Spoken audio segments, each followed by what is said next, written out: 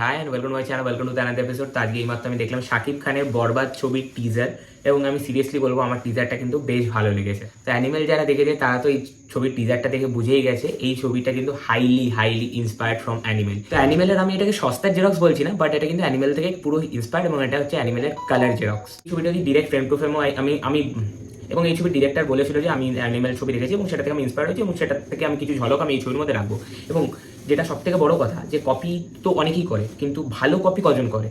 আজকে বাংলাতেও তো অনেকে রিমেক ছবি করতো, বাট ভালো রিমেক ছবি কজন করতো? রাজ চক্রবর্তী এবং রবি কিনারি ছাড়া কজন ভালো রিমেক করেছে? এখানে শাকিব খানকে যতটা ভালো দেখতে লাগছে, লুকটা তো পুরো আজিজের মতো হয়েছে, যেটা অ্যানিমেলের লাস্ট যে শটটা ছিল রণবীর কাপুরের, যে ফেস সোয়াপিং করে যেরকম করে নিয়েছিল ববি দেওলের ভাই, তো তার মতো তো লুকটা রাখা হয়েছে। বাট এখানে শাকিব খানকে কিন্তু দেখতে কিন্তু দারুণ লাগছে। তার যে ডায়লগ, তার যে প্রতিটা প্রেজেন্স, সেটা কিন্তু ফিল করাবে তোমাকে, একটা লেভেল অব্দি ভালো ফিল দেবে। এবং তাকে কিন্তু মানে দেখতে তো খুবই সুন্দর, এবং তাকে এরকম ধরনের লুকে অনেক বেশি জেল করে এবং খুব মানায়। এবং তুফানে শাকিব খানের পারফরমেন্স কিন্তু খারাপ ছিল না, ছবিটা খারাপ ভালো যাই হোক, বাট পারফরমেন্স তার কিন্তু তার দিক থেকে ভালো ছিল। এবং এই ছবিটার মধ্যে একটা ভায়োলেন্স, গোর, সেগুলো তো থাকবে, যেটা আজকালকার দিনে চলছে। তোমরা এই টিজারটা দেখবে, এই টিজারটাতে কিন্তু কোথাও গিয়ে খামতি লাগবে না তোমাদের। শাকিব খানের পারফরমেন্স থেকে শুরু করে যে ওভারঅল যে গ্র্যান্ডিয়ারটা, সেটা কিন্তু বেশ ভালো। আমি এখানে দেখো কোথাও গিয়ে ভুল খুঁজে পাই না। তারা যদি একটা ছবি দেখে থাকে এবং সেই ছবিটার থেকে ইন্সপায়ার্ড হয়ে কিছু একটা বানাতে চেষ্টা করছে, তো সেটাকে অ্যাপ্রিসিয়েট করা উচিত। ঠিক আছে, চলো, তাদের দেশে অ্যানিমেল হয়নি, আমাদের দেশে হয়েছে, এবং তারা আমাদের দেশের ছবিকে দেখে যদি ইন্সপায়ার্ড হয়ে কিছু একটা ভালো বানায় এবং সেটাকে যদি একটু হালকা টুইকিং চেঞ্জেস করে একটা নতুন মোড়কে আনতে পারে, তো সেটা ভালো। সেটা দেখতে তো ফান টু ওয়াচই হবে। বাংলাতেও এরকম কিছু ট্রাই করছে।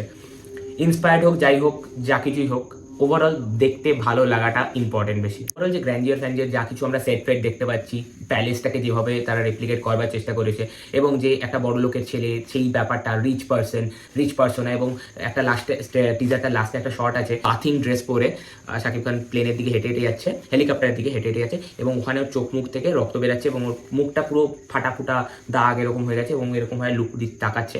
ওই জায়গাটা পার্টিকুলারলি দারুণ লেগেছে, এবং আমার ওই মানে পুরো টিজারটার মধ্যে ওই জায়গাটা হচ্ছে বেস্ট শট লেগেছে। এবং জিউ সেনগুপ্তর ক্যারেক্টারিস্টিকও কিন্তু পুরো ববি দেওয়ালের মতো রেখেছে। বাট জিউ সেনগুপ্তকে দেখে আমি বেশ ভালো লাগছে, এবং সে যে বাংলাদেশে গিয়ে ছবি করছে, এবং খাদানের পর যে মাল্টিপল ভিলেন্সের রোল সে পাচ্ছে, যেটাতে সে সাউথে করতো, এবং এখানে এখন যে মাল্টিপল কাজ হচ্ছে, তাকে কিন্তু ইন্ডাস্ট্রি এতদিন ইউজ করতে পারেনি।